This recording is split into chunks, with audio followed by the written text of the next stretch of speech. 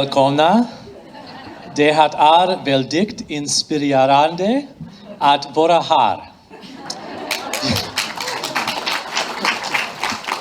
Jag är ledsen, men det här är den enda svenskan som jag kan.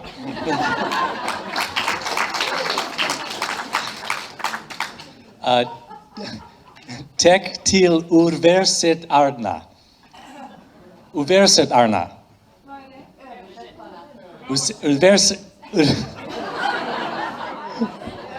Jag undrar om de översätter det jag säger på svenska till engelska.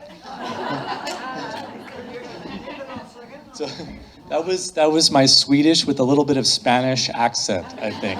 Unfortunately, I don't speak any other languages. Solo hablo español, pero parece que no sirve pero para comenzar en español, ¿no? Nadie here. Dos personas detrás hablan español. Okay. Después, tres personas. Okay. Better in English, I think, than Spanish. Well, thank you very much. I want to thank the Extended Therapy Room for inviting me here and for all the wonderful work that Hannah and Karina and Alexandra have done. Let's give them some applause for all the work that they've done. Thank you. And I want to welcome all of the roles here today. Some of us are professionals. Some of us are people who have ourselves been diagnosed and been in the system. I know that some of us are family members. So I want to welcome all the different roles, people taking medications, people not taking medications. I also want to welcome all the spirits and voices that people may have with us today, to welcome all the different parts that are here. And I'm very inspired by this gathering. I'm from California, so we say this gathering is really, really awesome. So I'm really happy to be here. And I think I want to focus mostly on the work that I've done around medications and medication withdrawal. But I wanted to say a little bit about my own experience. I describe myself as recovering from a diagnosis of schizophrenia, because the diagnosis is something that also I'm recovering from. The experience that gets called schizophrenia, to me, is a cultural conflict. That my experience is that if I were living in a different cultural framework, my experience would have been valued and welcomed. And so I am living with the presence of spirits, the presence of ancestors, the presence of guides, and in our Western scientific technological world, that is not so considered normal, but I think that that is normal in most of human history and most human cultures. So I am not someone who has returned to normalcy. I am someone who has embraced my difference, if that makes any sense. And actually, what I've learned is that every experience that we call psychosis is normal. Every experience that we call psychosis is normal. In fact, you can create the experience of any kind of psychosis, whether it's voices or visions, visual things that people see, or strange beliefs, or extreme withdrawal, or extreme paranoia, or freezing, or disorganized states, or spontaneous speaking. You can recreate all of those under the right laboratory conditions if you just give people enough stress. So in order to understand this better, I am offering a very special workshop, and I think that I will bring this to Sweden maybe soon. I haven't talked with you about this workshop yet, but this is a very special workshop. It's a workshop on how you can learn to hear voices yourself. And it's a 96-hour workshop in duration. It takes 96 hours. You cannot leave the workshop for 96 hours. And most importantly, you cannot sleep during the 96 hours. I guarantee you everyone will hear voices who comes to that workshop. Because actually what we call madness, what we label as psychosis, is just a variation of human expression. Any human being is capable of experiencing these things under the right life circumstances, under the right stress. So this is very, very important. But then we say, well, what is it that we need to help people around? What is it that we need to support people around, because clearly I'm not saying that mental illness is a myth. I'm not saying that suffering is not real, because I know that my suffering was very, very real. And I did need help. I did need support. But what I needed help with and support was not around some disorder or some disease or some illness. What I needed help and support around was around my own isolation and powerlessness. So when I work with people, I think fundamentally that is what people are suffering from, is isolation and powerlessness. And this is what my own experience has been, that the change between when I was in the hospital in my 20s and then went back into the system 7 years later, the change from then to now is not the presence or absence of voices, because I continue to have voices. It's not the presence or absence of suicidal feelings, because sometimes I do have strong suicidal feelings. It's not the presence or absence of paranoia, because I can tell you, being in a room of many, many people, everyone staring at you, can make you feel a little bit paranoid. So it's not the presence or absence of symptoms that is different for me now or in the past. What's different is that now I feel less isolated with my experience, and I feel less powerless with my experience. So I think that's how we need to reconceptualize the work that we're doing. The screen here shows a guide that I wrote. It's the Harm Reduction Guide to Coming Off of Psychiatric Drugs. This has been translated into many different languages. It's available for free as a download on the internet. And it's the result of the support group work that we have done for many years in the United States. Back in 2004, I think, I helped found a group called Freedom Center in Western Massachusetts, and very quickly we went from 1 meeting a month to 2 meetings a month to 1 meeting a week to then 2 meetings a week, and then we had a yoga class, we had a writing group, we had different events, we had a film series, and we saw that there was a huge, huge need that people were not getting met from the mental health system. And so people would come to our group and they would ask us very basic questions about their psychiatric medications, questions that had not been answered by their doctors and prescribers. They would ask us questions like, well, are benzodiazepines addictive? I hope everyone here knows that benzodiazepines are more addictive than heroin, extremely dangerous drugs. That people would ask us questions like, is it possible to come off medications? Well, clearly the research literature shows that yes, some people are able to come off medications. I don't take medications. I was given a schizophrenia diagnosis. There are many, many people who live without medications. But then the question becomes, well, how do you know which person can come off medications, which persons cannot? And we would say, well, we don't know. There has been research, there have been studies that have tried to answer that question, which are the people that can successfully come off and which are the people that can't. And the answer was that we just don't know. And so that means that all of us who are interested in that need to explore it for ourselves. And so people would come to our groups and they would have many, many questions about medications, and we would end up starting to tell them the experiences that we had learned. And so eventually we gathered this into a guide that I wrote. And this has been used in the psychiatric survivor movement. It's been used by families. It's also used by clinicians around the world. It's not a protocol. It's not a recipe. It's not a plan that everyone should follow. What it is instead, it's a guide for developing your own plan. It's a guide for finding your own way, moving through these issues. And what I've seen is that there isn't one way that people are able to successfully withdraw. We clearly need much, much more research into the action of psychiatric medications and how they work and what they do for people. But if you talk to people who have come off of medications, you hear many, many different stories.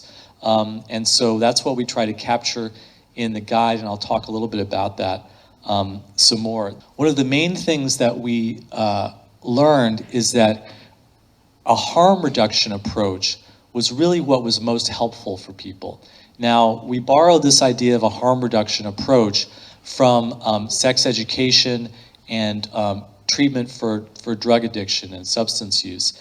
And the idea is that one approach is an abstinence approach, and it says the idea is to just get rid of the problem, get rid of the drugs. Another approach, a harm reduction approach, would be to say, well, actually everybody is different. And so one person may want to quit alcohol completely, but other people may continue to use alcohol intermittently. So that's called a harm reduction approach in drug treatment. And so in sex education, there's one approach that says to stop having sex, for teenagers to just stop having sex. That's an abstinence approach. And there's a harm reduction approach that says, well, let's consider the different things that people can do if they are going to continue to have sex, like using contraceptives, having condoms, doing sex education, this kind of thing. And so we brought this into the issue of psychiatric medications, because the reality is that I make a choice to live with certain levels of anxiety or certain struggles around suicidal feelings or certain experiences of voices, and other people might not make the same choices. So I have a certain kind of choice myself about I want to live without medications, and so I've learned how to work with and manage and respond to these other experiences that I'm having that are very difficult. Other people may have a different approach, but with a harm reduction perspective, you don't tell people that they must get rid of their voices, they must get rid of all their depression, they must get rid of all their anxiety. You also don't tell them that they must get rid of all their medications.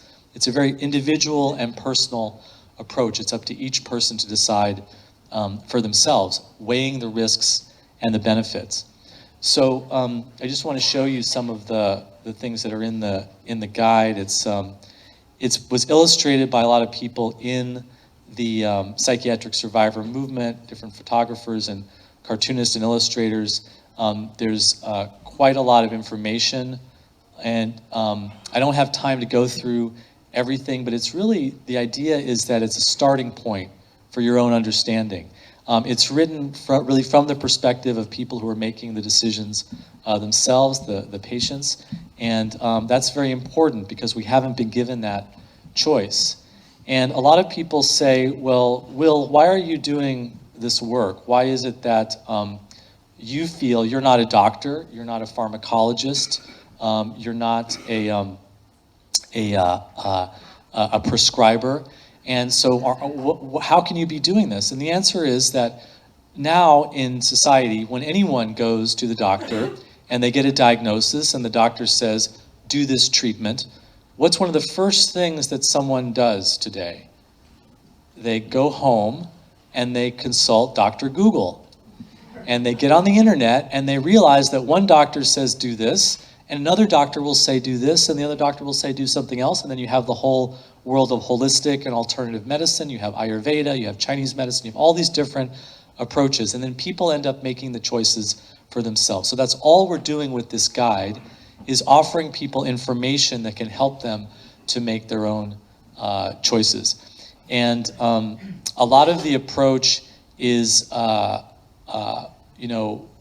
very much an experimental approach. Different people are trying things and learning things for themselves. What we've seen is that one person, if they make a very small reduction, will not have a problem with a very small reduction. Another person who makes a small reduction, just a very small reduction, will have a huge reaction just because of that. Now, why is that? Why is it that people make that incredibly strong reaction? One person will have a strong reaction to a small reduction, but another person will have no reaction to a small reduction. We don't know. Different people have different relationships with drugs and medications. Everyone is very different. So the guide is available for download, and it's in a number of different languages. It's available for free. I created a kind of a summary of some of the basic concepts in the guide. So there's two different kinds of approaches. The medical model that we've heard a lot talked about today. And so that's the disease-centered view would be the medical model, the disease-centered view. And then there's the drug-centered view, which is more about a harm reduction approach, which is where we look at the drugs themselves and whether or not they're useful and what kinds of effects that they have, rather than looking at the disease or thinking about the disease. So what are medications? A medical model says medications are treatment for mental illness. A drug-centered view says that medications are psychoactive substances that can be useful. Psychoactive substances that can be useful. How do they work? The medical model says they correct an abnormal, imbalanced disease process of the mental health conditions, whereas a drug-centered view says they work by creating an abnormal chemical process in the brain, like all psychoactive substances. So when you take alcohol, you're creating an abnormal chemical process in your brain. Plus, there's a placebo effect and an expectation effect. A disease-centered view says that when you would use a medication is when a particular mental disorder is present, whereas a drug-centered view says when to use a medication is when the experiences of the drug effects are useful. Why are they useful? A disease-centered view says that they're useful because of the therapeutic action on an underlying mental disease process, whereas a drug-centered view says actually that the usefulness of a psychiatric medication arises from being in a psychoactive, drug-induced altered state. So you take a drug, it causes a change in consciousness, and then you see whether that change in consciousness is useful or not. What is the target of the medication? Well, from a disease-centered perspective, from the medical model, the target is the symptoms of the disease. But from a drug-centered view, the medication is going to affect the body and mind of anyone who takes that medication. It's not just about the disease. What about the risks? In a disease-centered view, the idea is that whatever the drug risks are, psychosis is so terrible that the drug risks are worth it. From a drug-centered view, actually the drug risks can be severe and sometimes they're worse than the experience that they're prescribed for. So very, very cautious about the drug risks. So the paradigm that we hear, and a lot of patients are told this, is that you need to take medications just like a diabetic needs to take insulin. This is the main paradigm that the disease-centered view has for medication use. Whereas in a drug-centered view and a harm reduction view, the paradigm is more like alcohol for social anxiety. So many of us, I know, we go to a party and we feel very nervous at the party. We're meeting all these new people and we see everybody's having fun and they're talking and we'll feel very shut down. We're having social anxiety. What do? Skål. We reach for the beer or the alcohol, we drink, and then now our anxiety goes down. And so what we've done is we've essentially medicated a symptom, in a sense. We've used alcohol for social anxiety. We know society is pretty honest about the risks and dangers of alcohol. Society is getting more honest about the risks and dangers of cannabis, but we know that there are risks and benefits to these substances.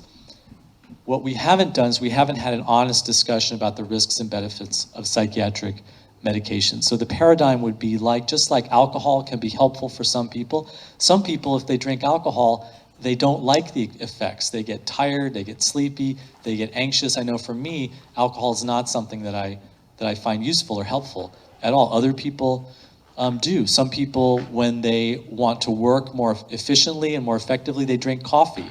Other people just get a headache or get tired when they drink coffee. So everyone is going to be different on how they respond to a medication or a substance that they're using. So the key question that we're asking from a medical model is there a disease present? Is there a disorder present? If bipolar is present, then you need to take the medication. If schizophrenia is present or depression is present, you need to take the medication. Do you have a mental disorder? The key question that we're asking from a drug-centered view is the drug useful to the person relative to the risks? And useful is going to be a dialogue. It's going to be a conversation for that person because it's a very subjective question. So in terms of helping people come off of medications, there's a lot in the guide, but some of the key things that I do. First of all, I don't just start talking about what's the right dosage to start with in the reduction. The first thing I do before a reduction starts is to talk about what support the person has. Sometimes the prescriber is a supportive person in that person's life, sometimes not, and so we work on that, getting a different prescriber or dealing with that relationship, talking about the support that the person may have from their family, people in their life. Who are they going to turn to if they start to have a difficult time with their withdrawal. So working on the support is one of the first steps that I do. The second thing that I do is I say, well, you're reducing the medication. What are you going to put in its place? What are you going to do to deal with some of the things that the medication has been helping with? If the medication helps you with anxiety, what are you going to do around the anxiety that may come up? If you may have had suicidal feelings, if you may have had paranoia, what are you going to do to deal with those kinds of things? And then we have a conversation about what might help them, because there's many, many, many things that all of us do for our wellness and our mental health that can certainly help someone in a withdrawal process. Then we come up with a plan, and I've seen all kinds of different plans work. What, generally speaking, going slow and gradually is the better way to go, because you tend to minimize the potential withdrawal effects. It's not a guarantee, but if you're drinking coffee every day and you stop drinking coffee cold turkey, if you just suddenly, what's going to happen? You're going to get a headache, you're going to have all these withdrawal effects. So if you want to come off of coffee and you've been drinking it regularly, you want to go slowly. You reduce, you go down to decaf, and then slowly. The same principle with psychiatric medications. And again, this is not a recipe or protocol. This is just the experiences that we've seen tend to be what are useful for people, but everybody is going to be different. And sometimes there are situations when you do want to come off all of a sudden, and sometimes the person just finds the drug so intolerable that they make that choice. And then there's a question of flexibility. Once the plan starts, maybe you want to go slower. Maybe you want to go back up on the medication if things are too overwhelming or are very difficult. The person's withdrawal effects are difficult. And then the life change that goes along with this, that actually a medication is not just a chemical. A medication is a symbol. A medication is relationships. A medication is a whole life experience is in that pill. And so what kinds of life changes is the person going to start making? For example, dealing with their emotions that are coming up, dealing with things that maybe the medications have been putting down. The three main withdrawal effects that we see people go through, one is anxiety. The second is flu-like symptoms and sometimes very strange physical changes that are detoxification and like being ill, and people feel very tired, or they feel achy, or they get headaches, so flu-like symptoms. And then the third is sleep deprivation. I can't emphasize how important it is to pay attention to the sleep deprivation piece, because what I've seen is that for many, many people, the reason they go into a psychotic crisis is sleep deprivation. And what they need is help managing their sleep, not to be on lithium for the rest of their life or antipsychotics, but just to learn that some people are vulnerable to sleep deprivation, and it's going to cause them to have serious problems. So that's just a sketch of the kinds of things that we work with. And there's a lot of information here. There's a lot that I could talk to you about. There's a lot of different things that we could go into. But really what I'd like to do now is I want to encourage you to maybe just take a few minutes and turn to someone nearby, someone maybe that you don't know, that you haven't met before, and just have a conversation just for a few minutes and talk about some of the experiences that you have had or someone that you know has had that were good experiences with psychiatric medications and were not good experiences with psychiatric medications. Just have a conversation for just a few minutes about some of the good experiences that you've had or someone that you know has had, and also some of the bad experiences that you have had or someone that you know has had. Okay, and then I'll tell you when to come back with the time.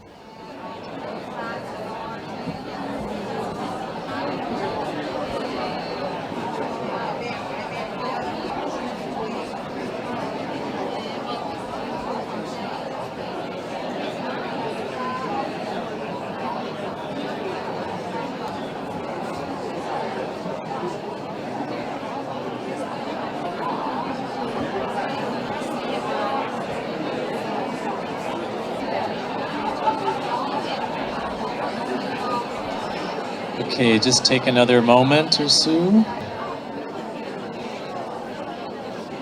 Did people find it was a little harder to talk about some good experiences with medications? Yeah, a little harder to talk about them. I'm happy to just open it up if someone wants to have a comment or someone wants to ask a question or maybe talk a little bit about, yes. I'm Luc Debris from Belgium. and I'm the father of a son who was diagnosed schizophrenic, and I'm also a scientist, a scientific researcher. And I found your guide via the blog of Monica Cassani. I was very grateful, at least someone was talking about withdrawal.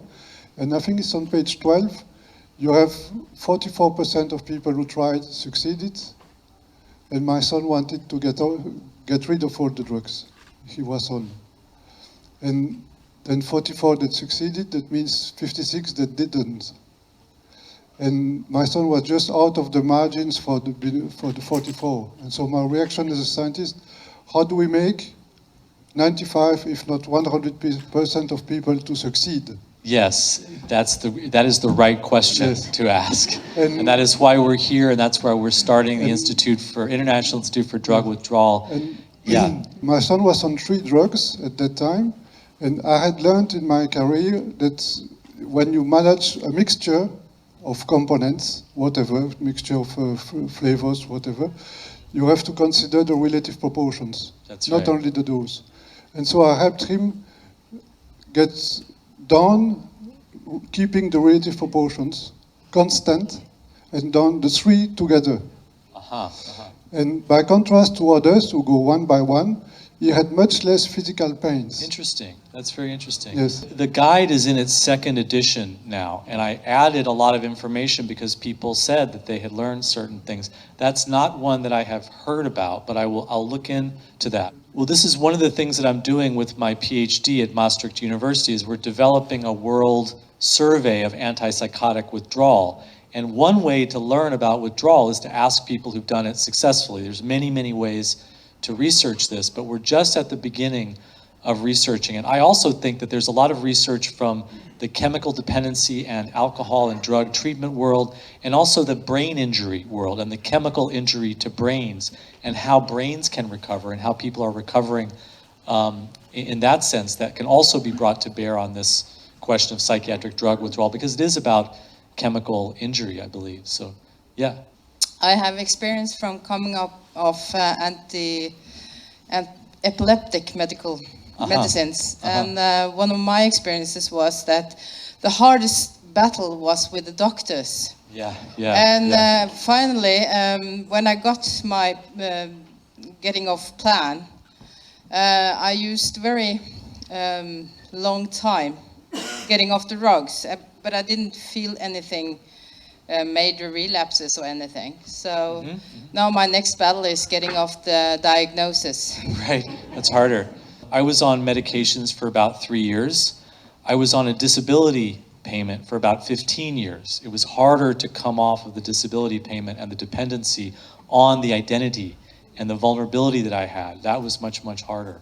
So yeah, so thank you. Other thoughts or questions? I'm a social worker, and what I find is really hard is providing a safe place. People are very scared, and they want to get off them, but they can't because there's too much fear.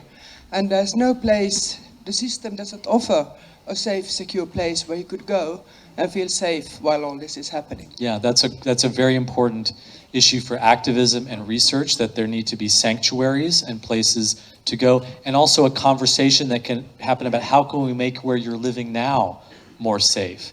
And working with the fear is a huge thing, especially the fear in the social network, taking the time to work with the doctor, to work with the family members, because the fear is amplified. When you're around fearful people, you become more fearful. One of the questions I often ask people is, when was the last time you were in crisis and in the hospital? And then what is different now? What was going on then and what's going on now? Sometimes people were in the hospital, they had a terrible, terrible experience, they went on the medications, and then they haven't been in the hospital for 10 years. But they're still afraid that they're going to go back to where they were 10 years ago. So I have a conversation with them about what's different in their life, and often they see that they don't have to be afraid of 10 years ago because things are so different. They have so many different kinds of supports in place, and there isn't as much of the stressors that were driving them into that crisis in the past. So let's go here. I'm Roger, and I'm working with addiction, and perhaps it's not the right question for you, perhaps for Gutsch here or Whittaker, but the thing I see very often that people are kind of over medicated by psychiatry or and combine that with drugs and alcohol, and they have 3 or 4 or 5 diagnoses and 5 or 6 medicines. Yeah. Is there any research done on how all these things interact, is a question. That's a huge question. Not that I have seen, but maybe Peter or Bob might have a thought about that. The short answer is people don't know what they're doing. These drugs interact in so many different ways, and nobody knows. It's a giant social experiment, and we are the guinea pigs, unfortunately. And on that note, I think we're going to wrap it up. Thank you so much, everybody, for the talk. I really appreciate it. Thank you.